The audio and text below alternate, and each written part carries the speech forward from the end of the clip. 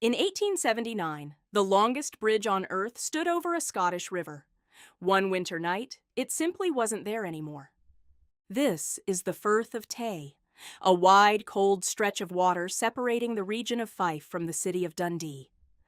For years, the only way across was by ferry, slow, weather-dependent, and a bottleneck for a railway that wanted to go north. So the railway turned to a celebrated engineer, Sir Thomas Bouch, and asked him to bridge the gap. What he built was staggering: a railway bridge nearly 2 miles long, the longest in the world at the time. Iron lattice girders rested on tall iron piers, carrying a single track across the open water. At the center sat the High Girders, a section where the train ran inside a cage of iron, raised 90 feet up so ships could pass beneath. When it opened in 1878, it was a triumph, a symbol of Victorian confidence. Trains crossed daily and the bridge held. But look closely at a single pier. 6 cast iron columns braced together by diagonal bars of wrought iron. And here's the piece that matters most: the lug. A small cast iron ear where each brace bolted onto the column. Now the first hidden flaw. Years earlier, Bouch had asked an expert about wind on a different bridge, and concluded he could ignore it here. Consultants of the day suggested designing for 10 to 20 pounds of wind per square foot. Bouch made no explicit allowance for wind at all. The second flaw was in the iron itself. At the foundry, columns were cast lying on their sides, producing weaker, flawed castings. A lug should have withstood around 200 tons. When tested later, these failed at just 24. Now the night, the 28th of December, 1879. Around 7 in the evening, a storm rolls in off the water. This was no ordinary gale.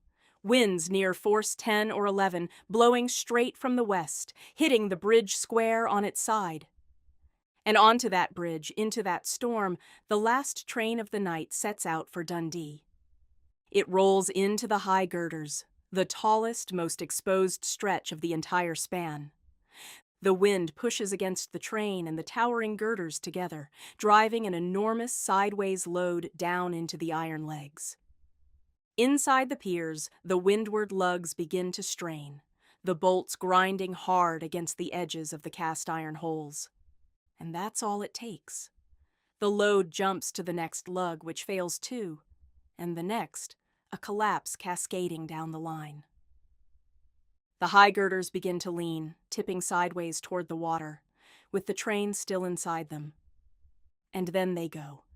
Girders and train plunge together into the freezing black river below. In an instant, a ragged gap opens where the center of the bridge had been. Everyone aboard was lost, somewhere between 59 and 75 souls. On shore, chaos. The first frantic telegrams claimed nearly 300 dead before the true count emerged. The inquiry that followed found the cause was no single thing, but defects in the design, the construction, and the maintenance all at once. The blame fell heavily on Bouch. Within months of the verdict, he was dead. But the disaster changed engineering forever. From then on, British bridges had to be built to withstand wind loads up to 56 pounds per square foot.